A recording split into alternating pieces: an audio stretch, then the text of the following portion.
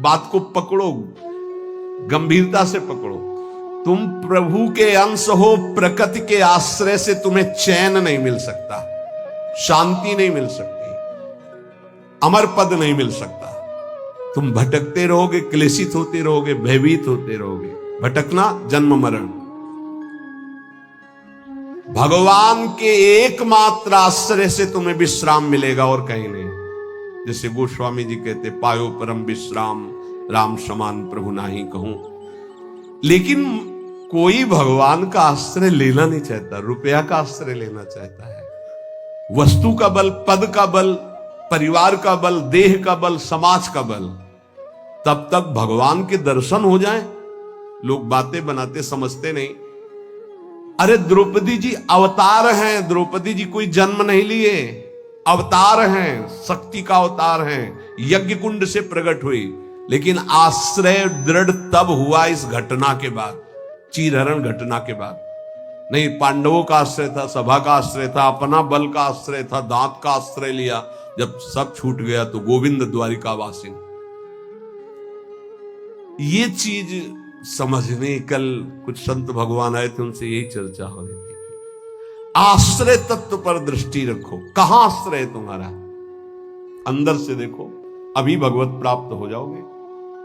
बिगड़ी जन्म अनेक की अबही सुधरे आज, आज अभी होई राम को। आश्रय राम का, आश्रय हरि का, आश्रय प्रभु का। किसका आश्रय? सूरदास जी महाराज कह रहे हैं, अपबल, तपबल और बाहुबल, चौथो बल है दाम। किसका आश्रय इनमें से? अपना बल, तपस्या का बल, दाम का बल, विद्या का बल। किसका बल है? बोले सब बल कहां जागृत होता है? बोले हारे को हरे नाम। जो भगवान के आश्रित हो गया, नाम के आश्रित हो गया। ये जितने आश्रय ये टिकाऊ नहीं है, प्रत्युत ये तुम्हें भ्रमित करके तुम्हारे समय को नष्ट करने वाले हैं। जिसने धन का आश्रय ले लिया, पतन है, शास्त्र कह रहा है। क्यों पतन है? खूब बल आ जाता है अंदर, क्योंकि गलत आश्रय लिया ना धन का। अब वो मतवाला हो जाता है, शराब पीना, मांस खाना, व्यभिचार करना, ये उद्दंडता ही उद्दंडता आने लगती है। अब भगवत आश्रित और धन आ गया तो उसका धन दूसरी जगह जाता है, क्योंकि आश्रय सही है। अस्पताल खुलवा दिया, पौशाला, संत सेवा, गौशाला, नाना प्रकार की धार्मिक वृत्तियों के द्वारा दूसरों को सुख पहुंचाना। क्यों? क्योंकि आश्रय बढ़िया है। केवल धन का आश्रय है तो सब दोष आ जाते हैं। इतना ही नहीं, शुभ कर्मों का आश्रय बन जाता है, साधना का आश्रय बन जाता है। अपनी साधना, रोज परिक्रमा लगाता हूं, रोज ये करता हूं, ये करता हूं। देखो दिखाई दे रहा है भक्त, भगवान। भक्त का मतलब होता है भगवान का आश्रय। अब वो ये जो सत साधनाएं हैं, असत नहीं है, पर इनका जो आश्रय हो गया वो डायरेक्ट भगवान के आश्रय से हट। अब हमारी टांगे मजबूत हैं तो हम परिक्रमा लगा रहे हैं, कल टांग टूट गई तो आश्रय भगवान का, उनके आश्रय से भगवत प्राप्ति होगी, कोई इनके आश्रय से थोड़ी। लेकिन अगर वो आश्रय लिया है तो फिर लगेगा हमसे कोई साधना ही नहीं हो रही, आप असंतुष्ट हो जाएंगे। एकमात्र भगवान का आश्रय। तभी कह रहे बिगड़ी जन्म अनेक की अबही सुधरे आज। अभी इसी क्षण सुधार हो जाएगा, अभी इसी क्षण बात बन जाएगी। अनेक जन्मों की बिगड़ी क्या? आश्रय केवल प्रभु का, मामुपाश्रिता। भगवत प्राप्ति की साधना का भी आश्रय नहीं। ध्यान दो, ये बड़ा सूक्ष्म। आश्रय केवल प्रियालाल का। साधना बन रही बढ़िया, कल साधना ना बने, ऐसे रोग हो जाए, ऐसी शरीर की स्थिति हो जाए, ऐसी मना स्थिति हो जाए तो हमें भगवत प्राप्ति नहीं होगी क्या? होगी। बोले क्यों होगी? तुमसे कोई साधन तो बनता नहीं। बोले हमने साधन का आश्रय नहीं लिया, हमने तो प्रियाजू का आश्रय लिया। सर्वेषु साधन वरेषु चिरम निराशा। बात समझना, ये आंतरिक है, आध्यात्मिक। भरोसा केवल प्रभु का, आश्रय केवल प्रभु का, इसी से भगवत प्राप्ति होती है। पूर्व में जब प्रथम बोलना शुरू हुआ था मुरारी से, उनसे यही आश्रय तत्व पर केवल चर्चा होती थी। आश्रय को समझिए। अगर आश्रय साधन का तो भोग साधन का होता है, साधन सुख का भोग होता है। इसीलिए यह गुण साधनते नहीं, बड़ा सूक्ष्म। अब जैसे अल्पज्ञ साधक है तो सोचता है कि फिर तो साधना ही नहीं करनी चाहिए। तो अभी तक आप कर रहे थे क्या? आपसे करवा रहे थे जिनके आश्रित हो। ऐसे भाव में आओ। साधन हो रहा है, प्रभु को समर्पित हो रहा है। नहीं हो रहा है तो हम तो प्रभु को समर्पित ही हैं, हमारी भगवत प्राप्ति तो पक्की है। पर यह समझ आनी बहुत कठिन हो जाती है। हम परिक्रमा लगाया है तो कह सकते हैं कि हम भगवत प्राप्ति कर सकते हैं, क्योंकि साधन का भरोसा है। अगर नहीं लगा पाए तो हमारे भरोसा में कमी हो जाएगी। आप आखिरी बात समझ लीजिए, यदि आपने अंदर से आश्रय हमारे प्रियालाल का ले लिया और कुछ नहीं बन रहा तो भगवत प्राप्ति हो जाएगी। हमारी बात समझ लेना। ये हम बहुत समझी सोची हुई बात कर रहे हैं। आश्रय आपका कहां है? एक क्षण के आश्रय को प्रभु बहुत बड़ा मान लेते, ध्यान रखना। जब बाली जी का भगवान ने प्रहार करके वध किया तो आखिरी श्वासें बाली जी की भगवदाकार थी, पर भगवान से बड़ा छुपा के वचन बोले। हृदय प्रीति मुख वचन कठोरा। भगवान की तरफ देखकर कहा, मैं बैरी सुग्रीव प्यारा, कारण कवन नाथ मोहि मारा। हम दोनों भाई हैं, हमें अपने भाई की हर चेष्टा को पता है। जैसा मैं वैसा मेरा भाई। बहुत बड़ा भजनानंदी नहीं, हम जानते हैं, बचपन से साथी है। और मैंने कभी आपका विरोध नहीं किया। आपने मारा क्यों मुझे? जो सूक्ष्म बात, भगवान तुम ये जानते थे कि सुग्रीव मेरे आश्रित हो गया है? अरे अभिमानी, मेरे आश्रित का वैरी मेरा वैरी होता है। तो कितने दिनों के आश्रित हुए थे सुग्रीव जी? कोई माला चलाई थी, ध्यान किया था, तपस्या की थी। और निष्काम आश्रय नहीं था, सकाम आश्रय था। बाली मारा जाएगा, मैं किष्किंधा का राजा बनूंगा। और जब राजा बन गए, महाराज जी राम जी प्रवर्षण पर्वत पर रहे, एक दिन भी दंडवत करने न दिन में गए न शाम के गए, 4 महीना नहीं गए। फिर वहां से भयभीत वाले वचन जब भगवान लक्ष्मण जी को कि जाके बोल दो कि जो बाली को वही बाण तूड़ीर में है उसमें, तब आके दंडवत। नाथ विषय हरि लीने से ज्ञान। हम आपको बात बता रहे हैं प्रमाण सहित। भगवान ने जो वचन कहे उस बहुत मानने और समझने वाली बात। तुम जानते थे कि सुग्रीव मेरे आश्रित हो गया। अरे अभिमानी, तुम मारना चाहता मेरे आश्रित का वैरी मेरा वैरी, मेरे आश्रित का मित्र मेरा मित्र, इसलिए मैंने तुम्हें मारा। फिर वो आगे की जो बात अनुज बधु भगनी सुत नारी व्यवहारिक की बात कही, आंतरिक बात जो कही, मेरा शरणागत मेरे आश्रित। अन्य आश्रय टिकाऊ नहीं है, पहले दिमाग में रख लो। यहां तक कि साधना का आश्रय भी। इसीलिए सर्वेषु साधन वरिष्ठ चिरम निराशा। साधना का आश्रय साधन का भोग करवाने लगता है। साधन का भोग क्या होता है? एक अहम में सुख। दिन में 3 परिक्रमा लगाता हूं वृंदावन की। वो अहम में जो आश्रय बैठ गया साधना का, ये अहम भोग कर रहा है उसका। 3 लग गई तो कोई बात नहीं, 3 दिन नहीं लगी तो कोई बात नहीं। उन्हीं के तो आश्रित। मान लो कोई ऐसी शरीर की अव्यवस्था, प्रमाद नहीं होती, प्रमाद नहीं होता भक्तों में। आश्रय हमारा प्रभु का, जैसी उनकी रुचि हो वैसा चलावे। बहुत बढ़िया साधन बन गया तो हमें कोई हर्ष नहीं है, और कोई साधन नहीं हुआ तो हमें कोई शोक नहीं है। ये स्थिति समझना बड़ा कठिन है। जब तक उपासक भगवान के आश्रित नहीं होता, तब तक वो किसी न किसी पराधीनता को स्वीकार करता रहता है, और इसीलिए उसका दुख नहीं मिटता। अन्य आश्रय परिणाम दुख। ध्यान रखना, प्रभु के सिवा अन्य आश्रय बराबर दुख। प्रभु का आश्रय बराबर सुख दुख की निशानी नहीं। संसार में प्रगट आश्रय भोगों का, शरीरों का, पदों का, धन का बड़ा आकर्षण है। स्त्री का आश्रय, पुत्र का आश्रय, मकान का आश्रय, बड़े बड़े आश्रय हैं अंदर। जब तक ये आकर्षण रहेगा तब तक भगवान में आकर्षण नहीं होता। और अंदर सब आकर्षण में वही कृष्ण का है। भगवान का आश्रय होते ही त्रिभुवन की प्रिय से प्रिय वस्तु से राग खत्म हो जाएगा। ये पहचान है, कोई प्रिय नहीं लगेगा। वही प्रिय लग रहे हैं, उनके सिवा वास्तविक आज भी किसी को कोई प्रिय नहीं लगता। अगर वो अंतर ध्यान हो जाए तो उस शरीर को फूंक दिया जाता है, जला दिया जाता है, गाड़ दिया जाता है। क्या ये प्रियता रही? प्रियता तो प्रभु से ही थी।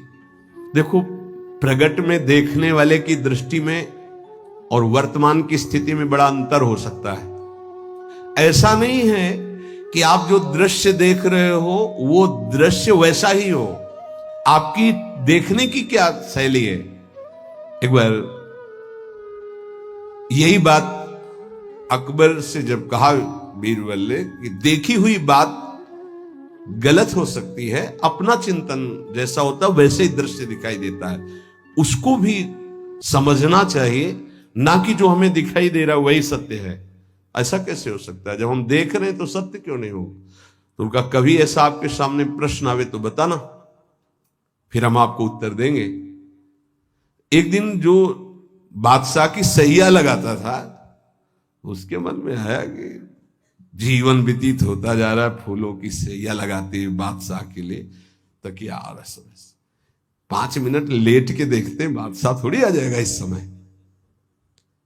लेटा तो सोचा इनका जो चद्दर है इतना सुगंधित और मुलायम, जरा डाल के डाला और आंख मूंद के 5 मिनट आनंद लेते, सो गया। अब भैया कहां चारपाई में सोने वाला, कहां बादशाह की सैया में। और दरबार में उनको विलंब था, तो जो उनकी पत्नी थी वो वहां गई। आज महाराज बिना कुछ खाए पिए बात किए, हमें लगता कोई सीरियस मैटर रहा होगा, थकित होकर के सो गए। पार्श्व में वो सो गए। अब बादशाह आया तो देखा मेरी सैया में कोई पुरुष और हमारी पत्नी। तलवार खींची तो उसने कहा था बीरबल ने कि दृश्य झूठा हो सकता है। उसको बुला के कहते हैं एक दृश्य कहां से झूठा हो सकता है, मैं सत्य देख रहा हूं। बुलाया और कहा कि तुम कहते थे दृश्य झूठा हो सकता है, देखने वाले की क्षमता के अनुसार दृश्य दिखाई दे। मैं देख रहा हूं मेरी पत्नी किसी गैर पुरुष के साथ पड़ी हुई, ये झूठा है? बोले महाराज झूठा भी हो सकता है। झूठा ही है मैं ऐसा नहीं कहता, लेकिन झूठा भी हो सकता है। अब कौन पुरुष है हमें तो पता नहीं, लेकिन आप 2 मिनट खंभे की आड़ में रुकिए। रानी को ऐसे, जी बोले आप किसके साथ सो रहे? महाराज के साथ। बात नहीं की? बोले नहीं, थके थे, सो रहे थे इसलिए जगह नहीं, पार्श्व में सो गए। ठीक है आप जाइए, हम महाराज को जगा के ला रहे हैं क्योंकि भोजन नहीं पाया, इनको पवाना है। हाँ ठीक है। पर्दा हटाया तो वो फूल बिछा ले। वो तो घबरा रहा था एकदम। तो उनका मालिक जान बचा लो, मुझे ऐसा ऐसा आया इसलिए। नहीं तो किसके साथ? बोले हमारे साथ तो कोई नहीं था। बादशाह पर्दे की आड़ में सो पूरे चुपचाप भाग जा, अगर बादशाह जान गए तो भागा। बोले सरकार देखा दोनों निर्दोष थे, यदि आप मारते तो दोनों की हत्या आप कर सकते थे, लेकिन दोनों निर्दोष थे। हमारी दृष्टि प्राकृतिक दृश्यों का फाइनल नहीं कर सकती, फिर सच्चिदानंद का कैसे? तो हमें अपनी दृष्टि सुधारने, वीत राग, जिनका राग बीत गया है, अर्थात परम वैराग्यवान, भगवत लीला का रसास्वादन, इसलिए परम वैराग्यवान परमहंस शिरोमणि सुखदेव जी को श्रीमद् भागवत कथन का अधिकारी श्री भगवान व्यासदेव जी ने जान करके भागवत दी। जब कोई प्रभु से विमुख हो जाता है तो नाशवान पदार्थों में और शरीर में, ये नाशवान है, इसमें राग हो जाता है। अब ये राग उससे पापाचरण कराता रहता है, वो भगवान की लीलाओं को नहीं देख सकता। हमारा सच्चिदानंद प्रभु की प्राप्ति का पहले भूमिका समझ ले।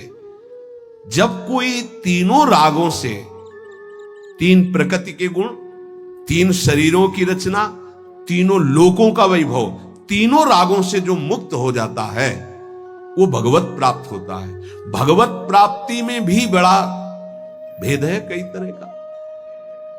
भगवत प्राप्ति में भी जो रस सिद्ध महापुरुष है वो गोपी भाव को, जो उनसे भी सहचरी भाव को, आपकी दशा कहां है? देह भाव में हो। अब देह भाव से देखोगे तो क्या दिखाई देगा?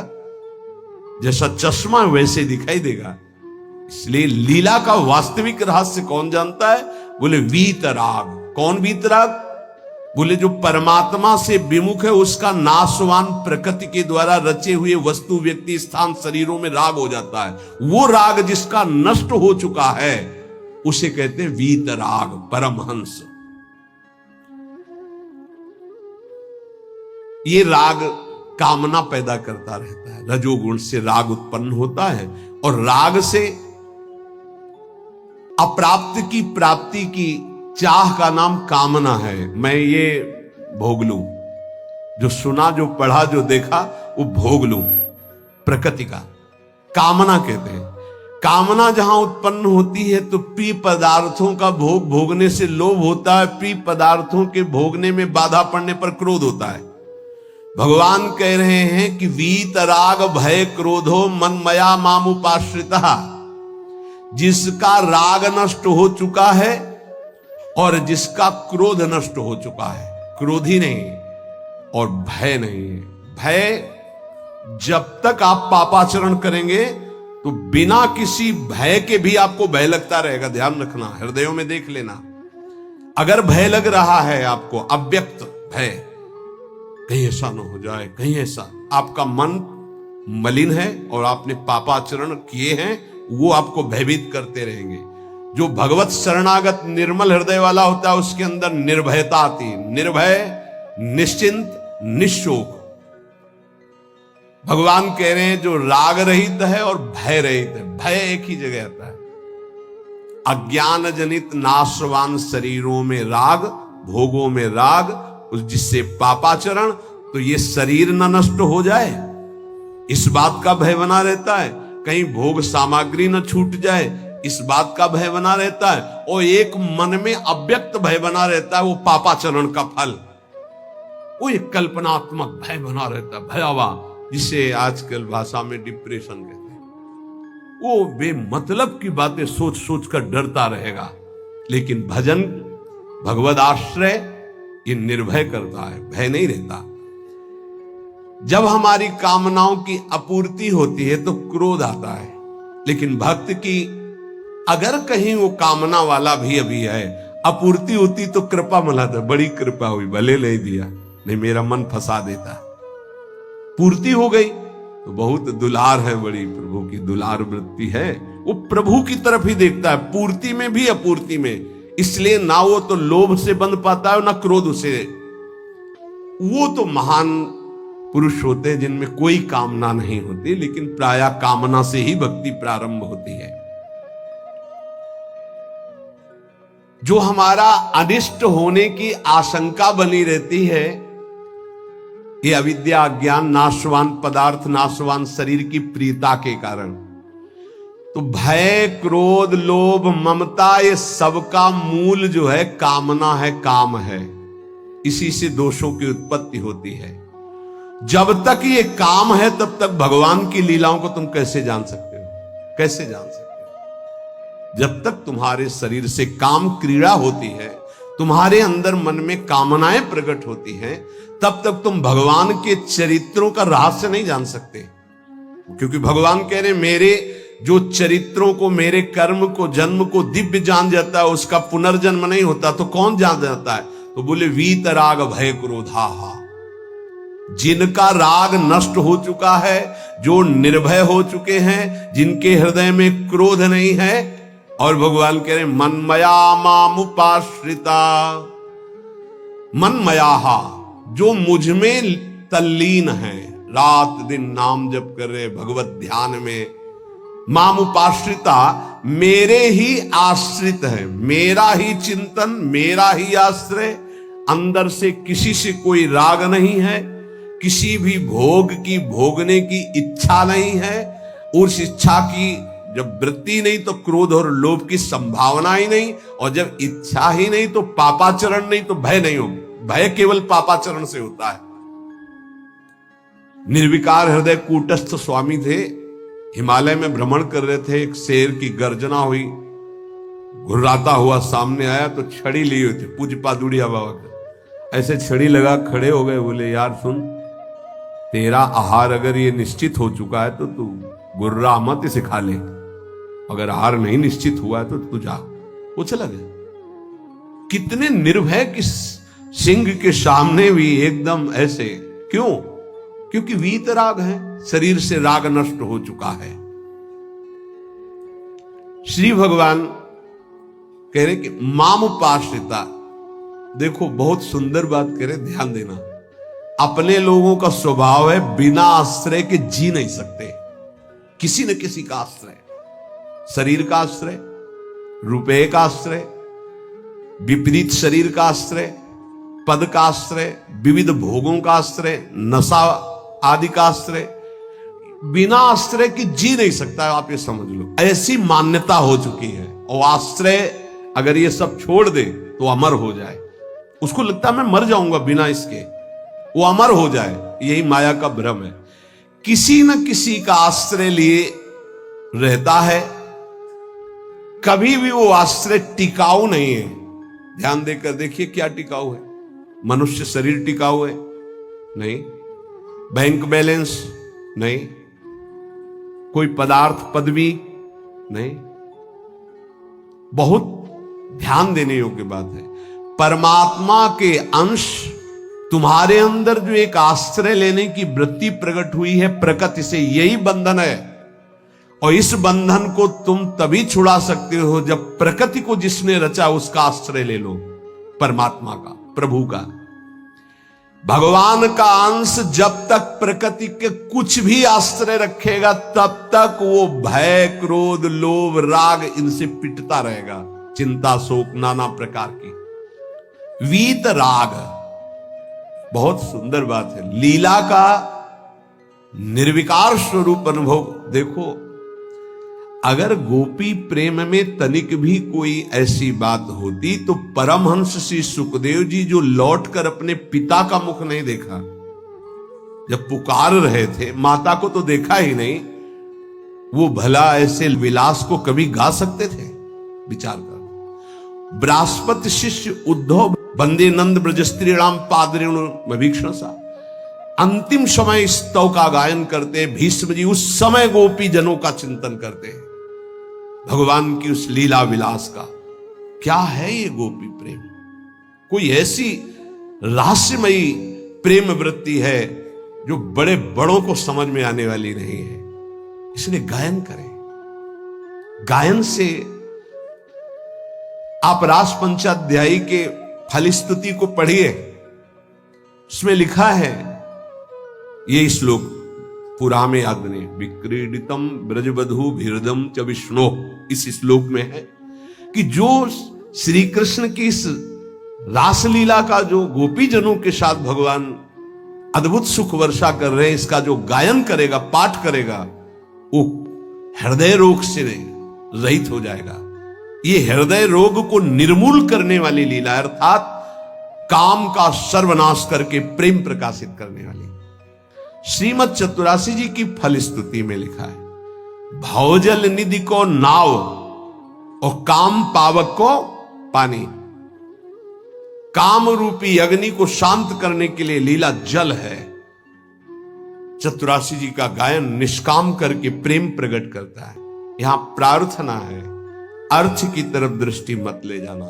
अगर अर्थ कभी आप पढ़ भी ले तो उसको चिंतन में मत आओ, उसको छोड़ दो। जब तक आपकी भाव दशा ठीक नहीं है, अभी आपके अंदर काम आता है, आपके अंदर नाना प्रकार की वासनाएं हैं, आप नहीं समझ पाएंगे। आप उसे प्राकृतिक भाव से अगर देखेंगे तो बात ठीक नहीं, क्योंकि प्रिया प्रीतम सच्चिदानंद में आपकी बुद्धि प्राकृतिक भाव सच्चिदानंद पर आरोपित करना, फिर वो बिगड़ जाएगा। इसलिए यहां प्रार्थना करते हैं, नवनिवृत्त निकुंज के पदों का गायन, चिंतन भागवत गीता जी के सिद्धांतों का, देह राग को शिथिल करके फिर चिंतन जो प्रकट होता है वो आंसुओं से भींगे हुए कपोल वाला होता है। गदगद सुर नैना सजल, दंपति रस रहे भीन। इसलिए उपासक को चाहिए कि जब तक देह भाव शिथिल ना हो जाए तब तक ऐसे ऐसे श्लोक रस भरे हैं जिनको आप बिल्कुल नहीं समझ सकते। इसलिए भगवान की अवतार लीला, भगवान के उपदेश, देखो शास्त्रों में हमने पाया कि जब अपने शिष्यों को उपदेश गुरुदेव करते हैं तो उनसे कहते हैं कि देखो भाई, मेरे उपदेश से जो मेरा आचरण न मिलता उसे कभी स्वीकार मत करना। मेरे उपदेश से जो मेरा आचरण या शास्त्र की आज्ञा से जो मेरा आचरण न मिलता हो उसे कभी अनुकरण मत करना। क्यों? क्योंकि तुम्हारी स्थिति नहीं है, तुम अनुकरण करोगे परास्त हो जाओगे। मेरा जो तुम्हारे लिए उपदेश है, शास्त्र की जो आज्ञा है, उसके अनुसार चलना। आप सोचो, जगत गुरु भगवान श्री कृष्ण की लीला का कोई अनुकरण कर सके? जैसे रास लीला का नहीं, भगवान इतनी गोपियों के साथ नृत्य कर रहे, भगवान के इस दिव्य प्रेम विलास को तुम रास किसको संबोधन कर रहे? बोले रास रचा के आ रहा है। घोर अपराध भरे शब्द बोल रहे हो। भगवान रास जो कर रहे हैं वो आत्म स्वरूप का विलास है, वो किसी व्यक्ति या स्त्री पुरुष का नहीं है। भगवान ने जो कुछ लीलाएं ऐसी की जिनका अनुकरण स्वाभाविक करके हम प्रेम मगन हो सकते हैं, कुछ लीलाएं हैं जिनका गायन करके प्रेम में मगन हो सकते हैं, कुछ लीलाएं हैं कि पढ़ सुन करके हम गर्वित हो सकते हैं, मेरे प्रभु ऐसे। तो रास लीला के पहले भगवान की जैसे लीला एक आती है गोवर्धन लीला, फिर रास लीला। चलो रास लीला तुम करने के अनुकरण करने की बात करते, चलो गोवर्धन लीला करो। नहीं, भगवान जो लीला करते हैं उनका अनुकरण करो, गोवर्धन लीला करो। अब भी 21 किलोमीटर के महाराज हैं गिरिराज जी। श्री कृष्ण चंद्रजू जो लीला कर रहे हैं वो गायन करनी है, अनुकरण करने की सामर्थ्य किसमें है? किसमें है? भगवान शंकर ने हलाहल जहर निकला समुद्र मंथन से, यहां रोक लिया। तुम एक कुल्ला पानी रोक के दिखाओ, पानी, और हलाहल जहर रोक लिया। तो सामर्थ्यवान महापुरुषों का आचरण वही अनुकरणीय है जो शास्त्र सम्मत है, जिनका वो आदेश कर रहे हैं कि आप ऐसा कीजिए। हर बात अनुकरणीय नहीं है, क्योंकि वो किस दशा में किस स्थिति में है। इसीलिए यहां भगवान कह रहे मेरे जन्म कर्म की दिव्यता को कौन जानेगा, और जो जानेगा उसका पुनर्जन्म नहीं होगा। तो बोले वीत राग, जिसका राग नष्ट हो चुका है,